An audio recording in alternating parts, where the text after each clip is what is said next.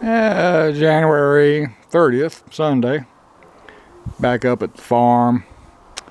Got the registration stickers in for my little John boat. I'm the world's worst about putting stuff like that away so I don't lose it. And then losing it because it's in that special place. I can't remember for about 5 years. So I made a point coming right up here, putting on the sticker. Here in Texas, little boat registration is good for 2 years, not just one. And I was talking to the John Deere construction people. Asked them to check the height over the cover on the backhoe. I said, Amos, is 9 foot 6 inches. I was all kinds of excited. It'll fit in one of my barns. No, it won't. My dozer's 9 foot 6 inches. My barn opening is 9 foot 4 inches. Then I got lights everywhere. So the true opening is 9 foot 1 inch. Damn thing won't fit. Over here, I don't have a lot of options. I hate putting my stuff out in the weather, but got my travel trailer underneath my lean-to. I don't want to put it out in the weather because that's the worst thing you do on travel trailers is store them outside in the weather. They will start leaking, period. So I don't want to move it. Don't want to move my dozer.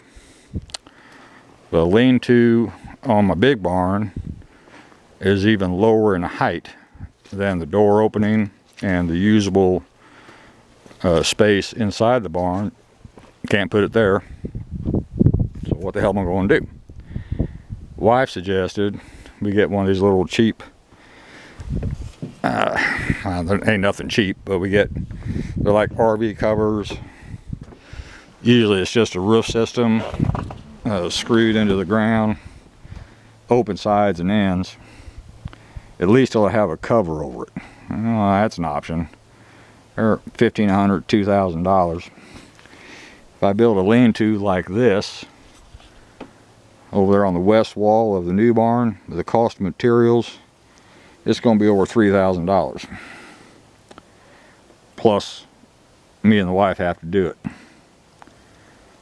So, I think for the short term, until I get time and scheduling to have them come up and build one of those little carport thingamajiggers, it's going to be a 5-gallon oil bucket over the exhaust.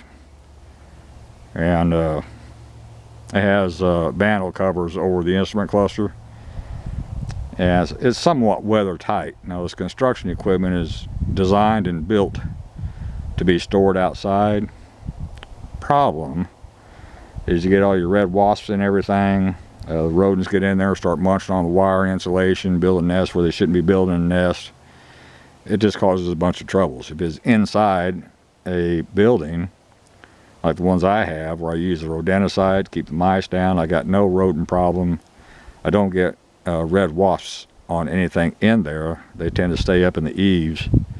And I just buy wasp spray, 10, 12 cans at a time, and just spray the living heck out of them every time I see a nest. Knock it down. They keep coming back. I keep spraying. So anyway, here's what it is. While I'm up here, I pulled the battery off the wife's little four-wheeler. Been keeping it charged up, but it won't hold the charge, so it's time for a new one. It'll be a tiny thing, ain't very big. And I put on the boat stickers. Probably gonna mount the battery tray back on my blue trailer. Might play with my new Tow Doctor trailer wiring tester. See what I got. Let's see here. Oh, pulling up to the gate to the east. This is a cloudless day. It's 67 degrees, real pretty. About 10-15 miles to the east, there is just a huge plume of smoke on the horizon. Somebody caught East Texas on fire again. I just hope and pray it doesn't spread. It's a huge fire. And it's been about 12, 14 years ago maybe. Labor Day weekend, some wheat nut, windy day. Some wheat nut was burning some brush piles, got away from him, and burned about 9,000, 15,000 acres here in East Texas. Burned down a bunch of houses, burned down a bunch of barns. That fire spread everywhere, and smoke was bad. Soot was falling everywhere, and ash was falling everywhere. It was a monster fire. Hell, they even called out the National Guard, and other states came in to help get that thing under control, and it took about a month and a half. Monster fire. All because some wing nut decided to burn brush on a dry, windy day, and don't do that. It ain't worth the risk. I don't care how close the closest the fire department is, it ain't worth the risk. Best time to burn brush, it does snow here, is when it snowed or when it's a drizzling rain. Never ever do it on a real windy day and when things are tinder dry. Heard something romping through the woods when I got here. I was walking over to the other barn, and 3 deer up here real close. They saw me, decided to run away a little bit. They don't get real excited. They're used to us coming up here. Everything's going good health-wise. That put me at about 90% now. Still sitting on a donut at work. It's one of those donut-shaped cushion things. Takes some pressure off areas of your butt. But at home, I'm just sitting on my recliner. Shift weight every now and again. So yeah, I'm healing up real good. Plumbing's still working. So happy about that. Wife's having a little event there at the house with some friends. Her birthday's tomorrow. They're going to be cooking dried fish. And it's a ungodly, awful smell.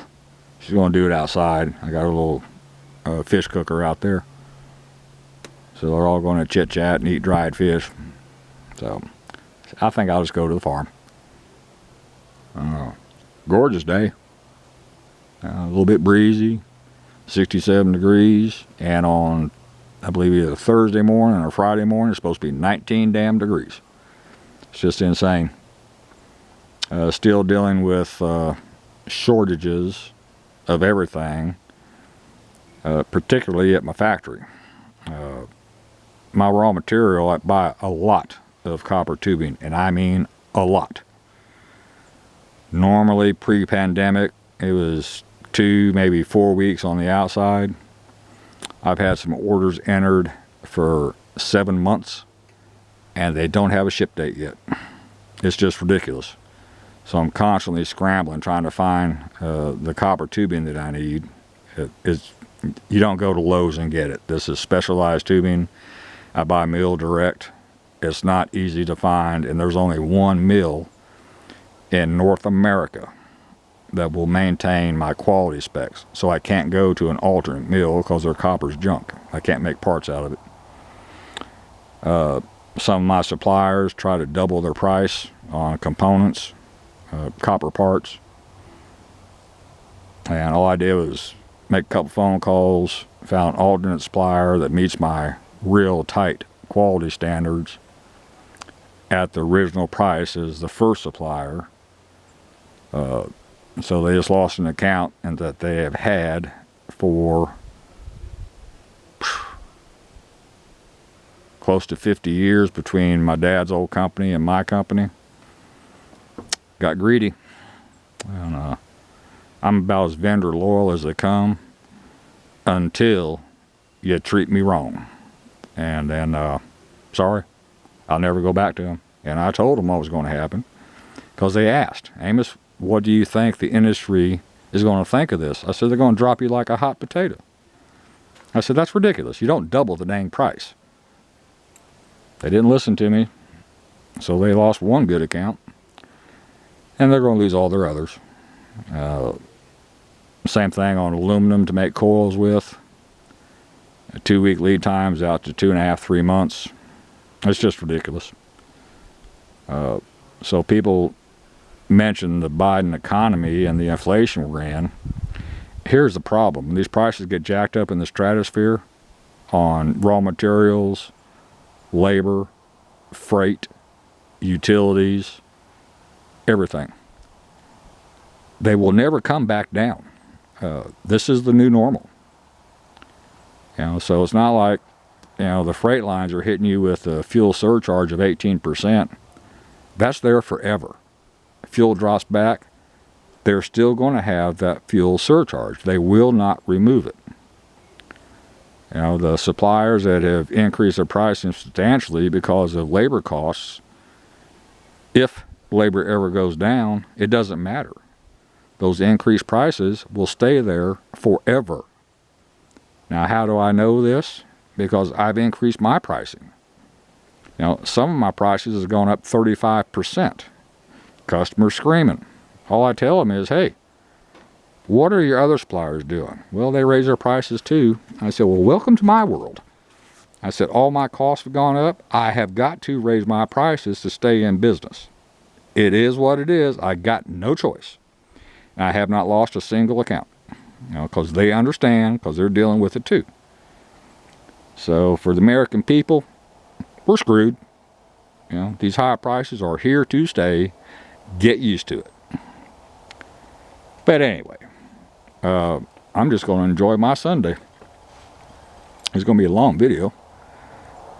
Charge my battery up, obviously. Anyway, I'm going to go play with my blue trailer.